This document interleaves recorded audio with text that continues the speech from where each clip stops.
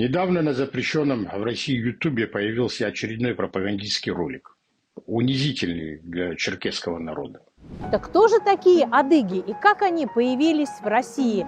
Опрашивают молодых людей, поколение зумеров, из которых только один человек упоминает геноцид черкесов и завоевание Кавказа. Остальные демонстрируют уровень знаний, характерный для школьных учебников эпохи министра Мединского. Вы знаете, как адыги появились в российском государстве и когда? Во времена Ивана Грозного произошло соединение Кабарды и тогда Российской империи.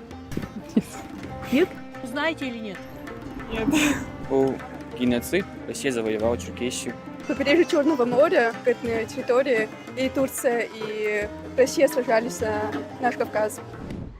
Но этот кадр не случайен.